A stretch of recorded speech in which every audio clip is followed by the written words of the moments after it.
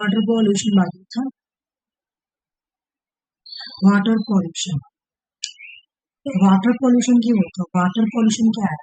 Water pollution is a major environmental issue in India.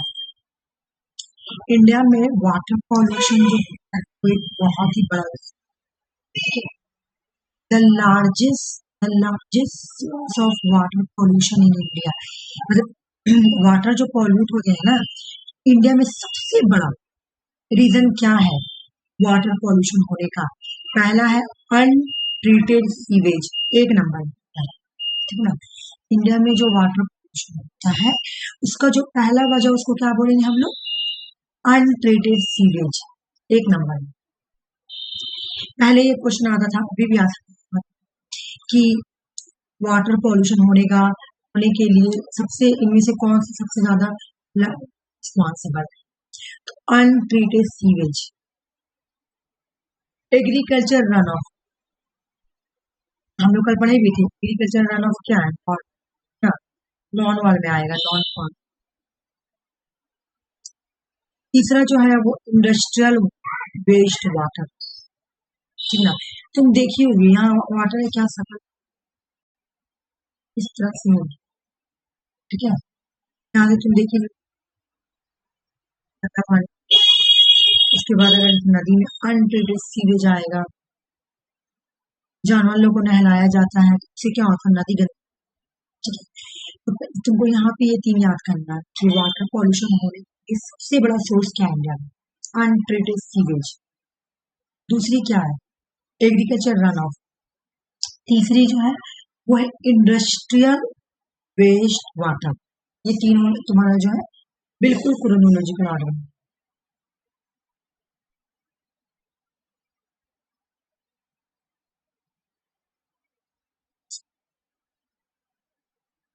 Sewage क्या है समझ लेते हैं। Cause hold and establishment charge on sewage water. घरों से जो गंदगी निकलती है या दूसरे तरह का डिस्चार्ज आगे नदी में गिरता है ना। यहाँ बोले कि excreta from people and animals, left over food, cleaning product, detergent etc. घर से क्या होता है जो तुम्हारा फूड हो जाता है, जो बदल गया, कपड़ा धोते हैं हम लोग, डिटर्जेंट और क्लीनिंग प्रोडक्ट जैसे घर वर भी साफ करता है, बहुत तरह का हर तरह का डिफरेंट डिफरेंट चीज तो निकलता है। सब आपके घरों में तो डिफरेंट डिफरेंट चीज यूज होता है। उसके बाद अगर अगल बगल में जैसे कहीं पे कूट का काम हो रहा है, इसी तरह का प्लास्टिक का काम हो रहा है, बैग का काम हो रहा है, तो जितना भी हजार्ड होता है और are all found in the sewage. अस्पताल से भी जो भी गंदगी होता है वो भी नदी में जाके डम किया जाता है। डोमेस्टिक सीवेज, घरों से सामान जाता है। Sewage are full of harmful pathogenic germs. Sewage में से क्या होता है? पैथोजेनिक जर्म होता है। पानी क्या होता है? पॉल्यूटेड हो जाता है। इसमें पॉल्यूटेड होता है, पानी हार्मफुल होता है, खराब हो जाता है सीवेज वाटर में। क्यों? घरों से कचरा निकल रहा है। उसके बाद अगल बगल मोहल्ला में तो छोटा मोटा दुकान होता ही है इस तरह का, जैसे कि हम बताए कि मेरे घर है तो वहां पे एक मैरिज हॉल, तो मैरिज हॉल में जितना भी शादी जब होता है, जो भी गंदगी होता है वो नदी में ही डंप करता है। फिर एक छोटा सा वहां पे खेत भी है, वहां से भी जो होगा सब नदी में डंप। फिर एक कारखाना है गुल का, वहां से जो भी गंदगी निकलेगा सब नदी में। खटाल है, जो भी गंदगी निकलेगा सब नदी में। क्या हो रहा? Sewage water treatment. ये सीवेज की वजह से पानी खराब हो रही है, ये एक नंबर है। इसका सोच दो कितना सारा। फिर बोला agriculture run of. Agriculture run of में क्या बोला कि मान लो कि अगर नदी के किनारे या नदी किनारे में भी बाहर के जहीं तुम्हारा ये है, कोई फैक्ट्री है, कोई इंडस्ट्रियल एरिया है,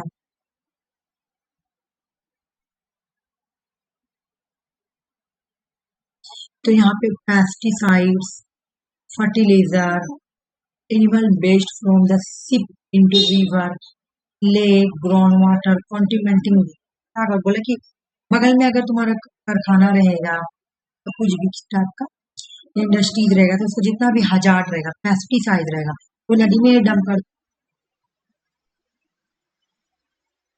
हटा गाय जहाँ पे तुम्हारा दूध दूध हो, ठीक है ना। तो उनका भी जो वेस्ट होता है नदी में ही जाएगा, ठीक है। तो इस तरह से क्या होता है, तुम्हारा पानी जो है ना वो तुम्हारा खराब हो जाता है, ठीक है, पोल्यूटेड हो जाता है।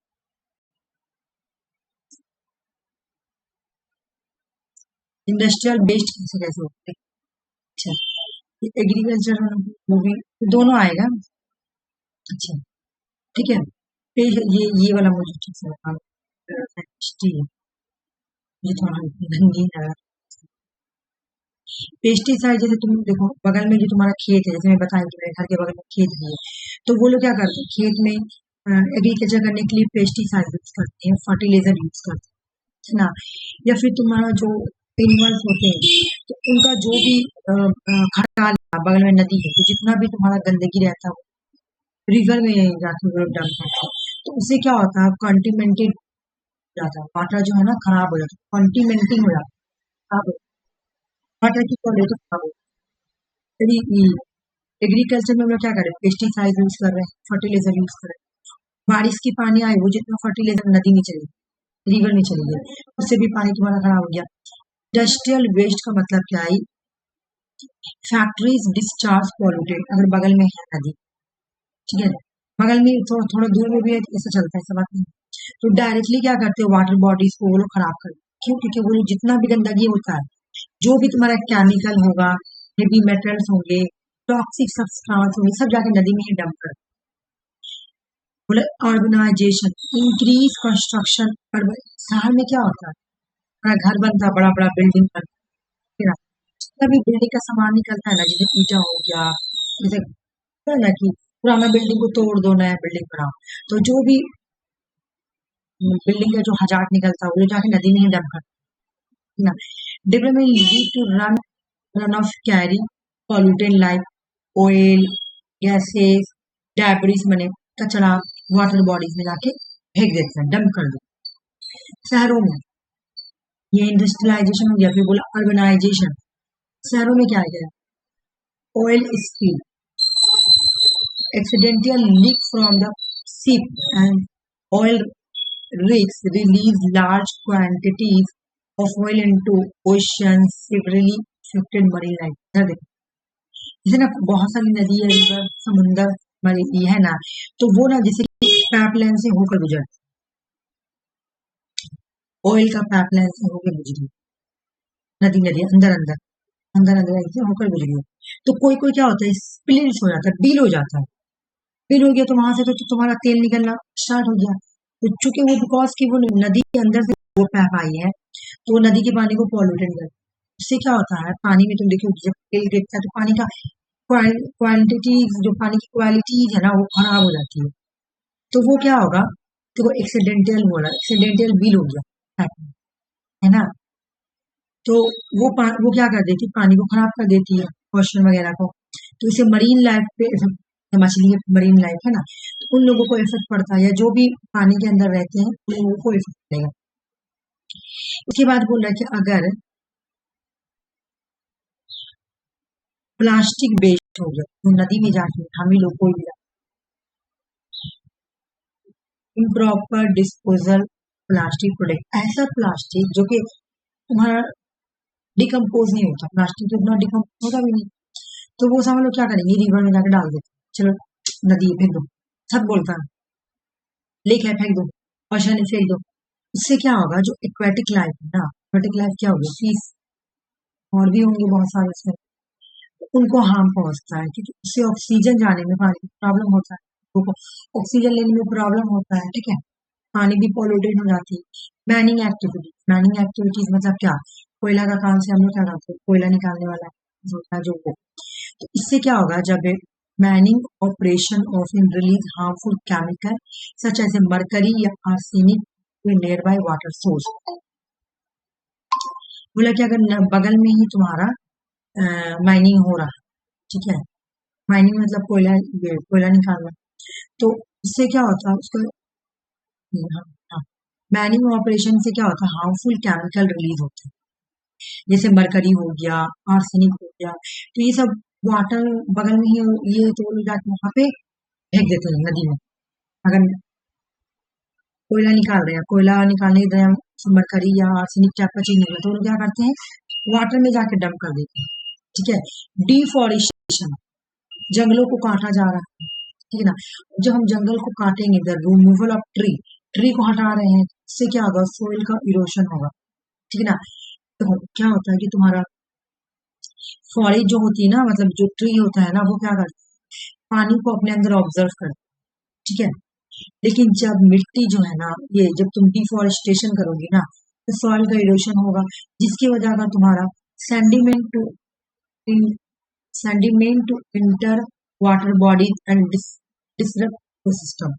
अब जब मट्टी जो है तुम्हारे पानी को ऑब्जर्व नहीं करेगी, तो उसके अंदर की जो तुम्हारे फटे मतलब होता है ना, जरखीजी टाइप, बहुत अच्छी जमीन है, नदी के किनारे है ना, बहुत अच्छी जमीन है नदी के किनारे, यहाँ पेड़ बहुत अच्छा हो रहा है।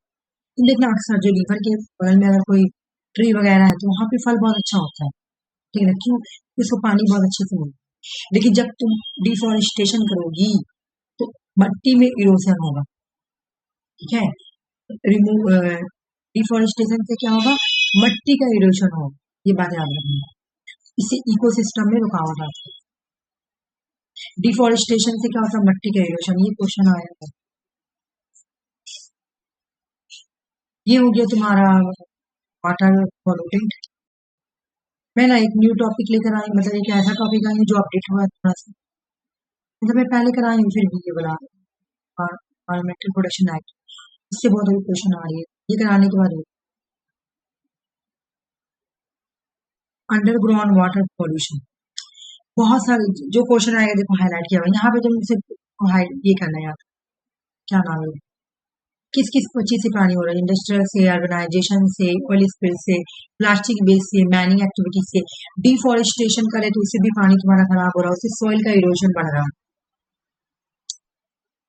मिट्टी पानी नहीं ऑब्जर्व कर पा रही, क्योंकि पेड़ थोड़ा क्या करती है, मिट्टी जो पानी को अंडरग्राउंड वाटर प्रोडक्शन, बहुत सारे पार्ट में इंडिया में ground water is being contaminated by sewage seepage from industrial and municipal based and influence sewage channel and agriculture run off, बोलो बहुत सारे एरिया में तुम्हारा जो ग्राउंड वाटर होता है वो भी कॉन्टिनेंटेड। क्यों, ग्राउंड वाटर में ना ग्राउंड जो अंदर की पानी है ना, उसके अंदर फ्लोराइड्स हो जाते हैं, यूरेनियम हो जाते हैं, हेवी मेटल्स हो जाते हैं, न्यूट्रिएंट्स हो जाते हैं। एग्जाम में क्वेश्चन आएगा कि अंडरग्राउंड वाटर में क्या क्या होता है तुम्हारा, अंडरग्राउंड वाटर जब पानी पॉल्यूटेड हो जाता है तो उसके अंदर क्या क्या मिक्स हो जाता है, fluorides, uranium, heavy metals, nutrients, ये सब हो जाती है, ठीक है ना। न्यूट्रिएंट, फास्फोरस, ये सब क्या होता है, पानी को पॉल्यूटेड, ये ज्यादातर इंडिया में ही देखा गया है। इसे बोला कि ट्रेस मेटल क्या है, ट्रेस मेटल, ठीक है। ट्रेस मेटल में इंक्लूड होता है lead, mercury, cadmium, copper, chromium, nickel, ठीक है। तो ये जो मेटल है ना, ये बहुत ही टॉक्सिक और कार्सिनोजेनिक है, ये सब मेटल मतलब पाया जाता है तुम्हारे इसके अंदर अंडरग्राउंड वाटर में, ठीक है। ट्रेस मेटल के अंदर कौन कौन आएगा, जो बहुत ही खतरनाक, बहुत ही टॉक्सिक है, जो पानी को खराब कर देती है, lead, mercury, cadmium, copper, chromium, nickel, ठीक है ना। इसकी वजह से अंडरग्राउंड वाटर जो है ना खराब होता है। यहाँ से तुमको, यहाँ मैं कुछ हाईलाइट नहीं की, लेकिन यहाँ पे भी तुमको याद करना है। अच्छा, इसका मैं एक चार्ट बनाई, तो पीछे चार्ट भी हो, ऐसे याद करो। निट्रेन से कौन सी बीमारी होती है, nitrate in excess in drinking water, अगर पानी में, ड्रिंकिंग वाटर में निट्रेट एक्सेस हो जाए, तो ज्यादा हो जाए, react with the haemoglobin to form non functional, तुम्हारे बॉडी में जो हेमोग्लोबिन होता है ना, वो काम करना बंद कर दे।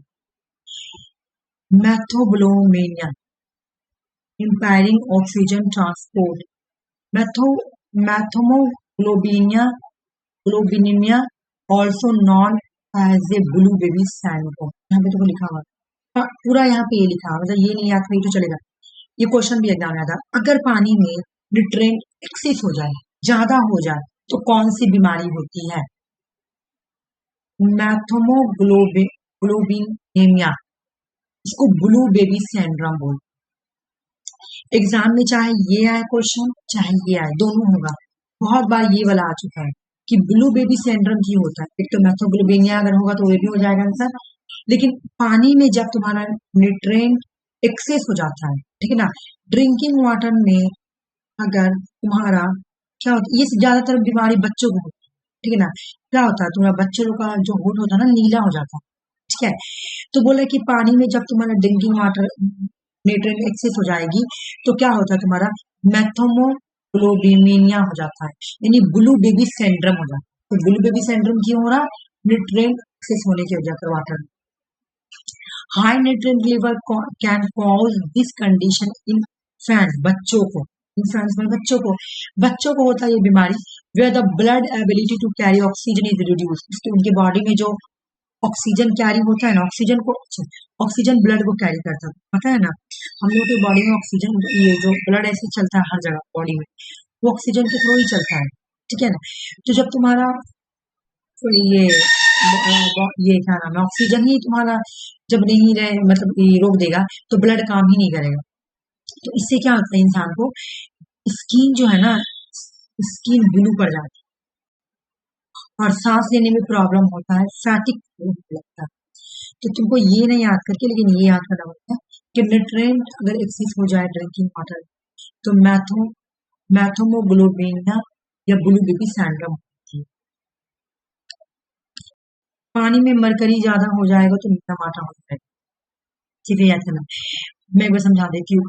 components in wastewater converted by the bacteria action into the extremely toxic methyl mercury, which can cause number of limbs, lips, tongue. तुम्हारा हाथ पैर जो होता है ना, वो सब खराब करेगा। डिफनेस की बीमारी हो जाएगी, ब्लरिंग ऑफ विजन एंड, मतलब दिखेगा नहीं ठीक से, मेंटल डिसअरेंजमेंट हो जाएगा, ये सब से मरकरी होने से। तो ये क्या करती है, पॉल्यूशन ऑफ वाटर बॉडीज को पॉल्यूटेड करती है। लेकिन मरकरी से कौन सा डिजीज होता है, तो मीना मार्टा डिजीज होता है, बस ये याद। मीना मार्टा डिजीज क्या करती है, ये एक न्यूरोलॉजिकल सिंड्रोम डिजीज है जो कि इंसान में होता है।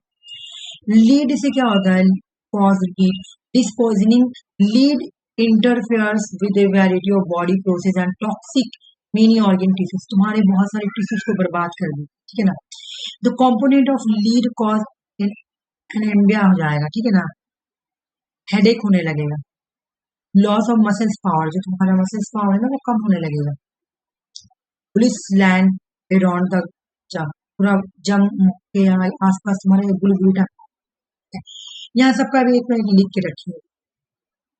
कैडियम से टाई बीमारी होता है, टाई को तुम ओचोज भी बोल सकते हो। एग्जाम में क्वेश्चन आया हुआ है, कैडियम से क्या होता है, ये सब तुम्हारा वाटर में पाया जाता है, ठीक है ना। तो ये से टाई हो जाएगी। अगर वाटर कॉन्टिनेंटेड होगा तो कैडियम बढ़ जाएगा, और कैडियम से क्या हो जाएगी, टाई डिजीज हो जाएगी, ठीक है। इससे हड्डी कमजोर हो जाता है, ज्वाइंट में दर्द करने लगेगा, लंग कैंसर हो सकता है, लीवर का बीमारी हो सकता है, इन सब चीजों से। आर्सेनिक से क्या होता है तुम्हारा, देखो वाटर में तुम्हारा आर्सेनिक होगा तो तुम्हारा क्या होता है, तुम्हारा कि जब हम लोग एग्रीकल्चर करते हैं, बगल में ही तुम्हारा रिवर है, तो रिवर का पानी हम लोग क्या करते हैं, डाल देते हैं एग्रीकल्चर में। उससे क्या होता है, लोगों को जब वो लोग एग्रीकल्चर करते हैं, जो किसान लोग खास करके जो, तो उन लोगों का हैंड ऐसा हो जाएगा, क्यों, मट्टी में क्या आगे मिल गया, आर्सेनिक, क्योंकि नदी में था आर्सेनिक, ठीक है ना। बोले ये ज्यादातर बांग्लादेश, गंगा डेल्टा, वेस्ट बंगाल, इंडिया में भी है, इंडिया में वेस्ट बंगाल में देखने को मिला था आर्सेनिक, और बांग्लादेश का गंगा डेल्टा में देखा। इससे क्या होता है, मैं इसका मेन चीज, ब्लैक फुट डिजीज हो जाती है, ऐसा हो जाता है।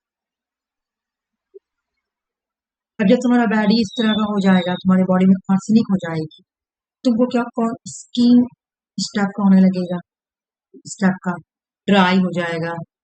उसके बाद तुम्हारा अल्टीमेट क्या होगा, कैंसर, स्किन कैंसर भी से। अगर पानी में आर्सेनिक है। फ्लोराइड होगा पानी में अगर बहुत ज्यादा, देखो फ्लोराइड होगा, अभी हम ऊपर पढ़े थे कि पानी में क्या क्या चीज होता है। तो फ्लोराइड अगर पानी में बहुत ज्यादा बढ़ गया ड्रिंकिंग वाटर में, ठीक है ना, तो न्यूरो मसल्स डिसऑर्डर हो जाएगा, ठीक है। गैस्ट्रो इंटेस्टाइल प्रॉब्लम होगा। छोटा हम लोग अंदर का आंत होता है ना, जो जहाँ खाना जाके रहता है, उसमें प्रॉब्लम। दांत जो है ना तुम्हारा डिफॉर्मिटी होगा, दांत टूट टूट के गिरने लगेगा। हार्डनिंग होगा, हड्डी जो है ना वो तुम्हारा कमजोर होने लगेगा। Steep painful joint, joint joint में दर्द होने लगेगा अगर पानी में तुम्हारा फ्लोराइड होगा ज्यादा। दांत जो है वो तुम्हारा डिफॉर्मिटी होगा, मतलब टूट टूट के गिरने लगेगा। तुम देखिए कोई कोई बच्चा लोग, बच्चा लोग क्या बड़ा आदमी लोग, अभी छोटा छोटा दांत टूट के गिर रहा है, तो पानी में बहुत ज्यादा फ्लोराइड हो गया होगा इस वजह से। हड्डी में दर्द है, पेन पेन में पूरा दर्द है, किससे हो रहा? तुम्हारा फ्लोराइड से, ठीक है। Pain in the bone and joint, joint joint में दर्द करने लगेगा। तुम देखिए अक्सर लोगों को, बहुत सारे जो एज के लोग होते हैं उनको इस तरह का बीमारी। Outward bending of legs from the knee is called knock knee syndrome भी इसको बोलेंगे, ठीक है। यहाँ पे लिखा हुआ पानी में अगर न्यूट्रिएंट एक्सीड हो जाएगा तो कौन सा बीमारी होगा? मेथमोग्लोबिनिया बेबी सिंड्रोम। मरकरी किससे क्या होगा? मीना माटा डिजीज होगा। लीड से क्या होगा? एनीमिया, हेडेक, मसल्स लॉस हो जाएगा, ब्लिस लैंड पड़ जाएगा तुम्हारे जंग के आगे पीछे। कैडियम से टाइप बीमारी होगा। फ्लोराइड से क्या होगा? न्यूरो मसल्स डिसऑर्डर हो जाएगा। गैस्ट्रो इंटेस्टाइन, गैस्ट्रोइंटेस्टाइनल किसको बोलते हैं? हम लोग का जो आंत होता है पेट के अंदर, इसमें प्रॉब्लम हो जाएगा। मतलब एक तरह का से तुम्हारा खाना डाइजेस्ट नहीं होगा ठीक से। दांत जो टीथ है वो डिफॉर्मिटी होने लगेगा, टूटने लगेगा। Hardening of bone and stiff and painful joint, joint joint में दर्द होने लगेगा। नॉक नी सैंड्रोम इसको बोलते हैं। आर्सेनिक से स्किन डिजीज हो जाएगा, स्किन कैंसर भी हो जाएगा। बस ये पीडीएफ कंप्लीट हो, ये क्वेश्चन सॉल्व करो, उसके बाद में वो वाले स्टार्ट करें। ओजोन को हम लोग किससे नापते हैं? ये वाला दिन क्वेश्चन आया था। अभी मैं दूसरा टॉपिक भी कराऊंगा, ठीक है, ये करवा दी थी। इसका आंसर बताओ तुम लोग। हेलो, मेरी आवाज नहीं आ रही क्या? ओजोन लेयर की थिकनेस को किस चीज से हम लोग, कितने ये से हम लोग ना, कितना एवरेज चाहिए? तुम लोग याद नहीं की है, पीडीएफ में भेज रही तो याद करो। बिल्कुल ऑप्शन पे। हाँ हाँ आ रही है आरसी, तुम्हारी आवाज आ रही है। ये क्या हो गया? आ जाओ, पहले ये पढ़ लेते उसके बाद क्वेश्चन करते, ठीक है। सबसे पहले तुम्हारा आया था वाइल्ड लाइफ प्रोटेक्शन एक्ट 1972, ठीक है। उसके बाद water prevention and control pollution act 1974, उसके बाद air prevention and control pollution 1981 में। फिर इन्वायरमेंटल प्रोटेक्शन एक्ट आया, इसको अम्ब्रेला एक्ट बोलते हैं। ये जितना भी एक्ट है ना इसी के अंदर लाके डाल दो, लेकिन एग्जाम में क्रोनोलॉजिकल ऑर्डर, ठीक है। इन्वायरमेंटल प्रोटेक्शन एक्ट जो ये 1986 में आई थी, लेकिन तुम लोगों को सब याद करना है क्योंकि एग्जाम में क्रोनोलॉजिकल ऑर्डर भी आती है और पूछा भी आता है कि इसमें से अम्ब्रेला एक्ट कौन है, इसको बोलते हैं ये, क्योंकि ये एक्ट क्या हुआ इसके बारे में।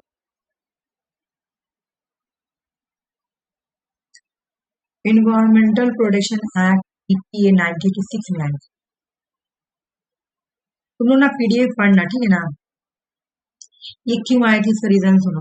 अच्छा मैं देख ली, ये तो मैं लाई हूँ ऐसा। 1984 में भोपाल गैस ट्रेजेडी, सारे लोगों की जान गई थी, बहुत सारे लोग। इसके रिस्पॉन्स में इंडिया ने इन्वायरमेंटल प्रोटेक्शन एक्ट लाया 1986 में। द एक्ट वाज इंट्रोड्यूस किसके रिस्पॉन्स में आया था? तो भोपाल गैस ट्रेजेडी, तुम देख रही हो 1984 में भोपाल गैस ट्रेजेडी हुआ था और ठीक उसके 2 साल बाद तुम्हारा इन्वायरमेंटल प्रोटेक्शन एक्ट आया, ठीक है। बोले कि जो भोपाल गैस ट्रेजेडी था ना, ये बहुत बड़ा इंडस्ट्रियल डिजास्टर था इंडिया में। इस वक्त प्राइम मिनिस्टर तुम्हारा राजीव गांधी थे। बोले कि यहाँ पे क्या किया गया था कि एक स्टॉकहोम कन्वेंशन हुआ था, मैं पढ़ाऊंगी स्टॉक 1972। इंडिया ने यहाँ पे पार्टिसिपेट किया था 1972। क्या इंडिया 1972 स्टॉकहोम कन्वेंशन में पार्टिसिपेट करता है और यहीं पे वो डिसाइड करता है कि इसको बोला जाता है स्टॉकहोम को United nation conference on the human environment. Stockholm में हुआ था, इसको स्टॉकहोम भी बोलते हैं, 1972 में हुआ था। ये इन्वायरमेंट के लिए पहला कोई कन्वेंशन हुआ था।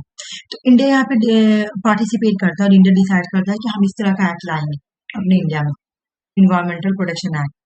तो एग्जाम में क्वेश्चन आएगा कि इन्वायरमेंटल प्रोटेक्शन एक्ट लाने के लिए कहाँ पे डिसीजन लिया गया था, तो स्टॉकहोम कन्वेंशन बोलो या United nation conference on the human environment बोलो। इंडिया यहाँ ही डिसाइड किया था कि हम क्या लाएंगे, हम लाएंगे तुम्हारा इन्वायरमेंटल प्रोटेक्शन एक्ट, ठीक है ना। 1922 का ही डिसीजन को इंडिया ने यहाँ पे इम्प्लीमेंट किया था 1996 में।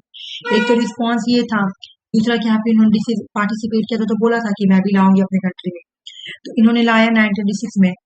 इस एक्ट का पर्पस क्या था, प्रोटेक्शन देना, इम्प्रूवमेंट करना इन्वायरमेंट, ठीक है ना। ये एक्ट किसमें आती है, कौन सा आर्टिकल के अंदर आती है, in act under article 153 of the Indian constitution. अच्छा, मैं ये क्यों पढ़ा रही पूरा, क्योंकि ये पेपर 2 का भी सिलेबस है। पेपर 2 में तुम्हें जाके देखना लिखा हुआ है इन्वायरमेंटल प्रोटेक्शन एक्ट को पढ़ना है। तो enacted under article 352 of the Indian constitution के अंदर ये आता है, कौन, ईपीए, ठीक है। Enabling the central government to legislate for implementing international treaties related to the article 253। Central government क्या करती है, आर्टिकल 253 के अंदर इस एक्ट को इनैक्ट करती है ना, जो कि ये एक्ट किससे जुड़ा हुआ था, इंटरनेशनल ट्रीटी से, है ना। क्या किया गया था, इंटरनेशनल ट्रीटी में डिसाइड किया गया था United nation conference on the human environment में कि हम इस तरह का एक्ट लाएंगे, है ना। तो उसके बाद क्या हुआ, आर्टिकल 44A, आर्टिकल 44A में भी बोला गया, आर्टिकल 44A में भी देखना बोला गया है कि हम लोगों को क्या करना है, वाइल्ड लाइफ, फॉरेस्ट, इन्वायरमेंट को प्रोटेक्शन देना है और इम्प्रूव करना है। आर्टिकल 51A फंडामेंटल ड्यूटीज में भी बोला गया था कि इन्वायरमेंट को प्रोटेक्शन देना है, ठीक है। ईपीए 1986 में कॉम्प्रिहेंसिव लेजिस्लेचर पावर, मतलब यही बोला गया 1986 में सेंट्रल गवर्नमेंट को एक पावर मिल गया कि वो क्या करेगी, एक ऐसा एक्ट लाएगी जिसके थ्रू वो क्या करेगी, प्रोटेक्शन देगी, इन्वायरमेंट को, पॉल्यूशन को कंट्रोल करेगी, मैनेज करेगी हजार्ड को, और तुम्हारा इन्वायरमेंट को सेव करेगी। सुनो ना, मैं तुम लोगों को एक बात, मेरा ना तबियत खराब हो रहा है, ठीक है, मैं क्लास यहीं तक रहेगा, ओके, ठीक है। मैं रात में क्लास कराऊंगी, ठीक है, बहुत ही तबियत, ठीक है, मैं बंद कर रही हूँ, ठीक है।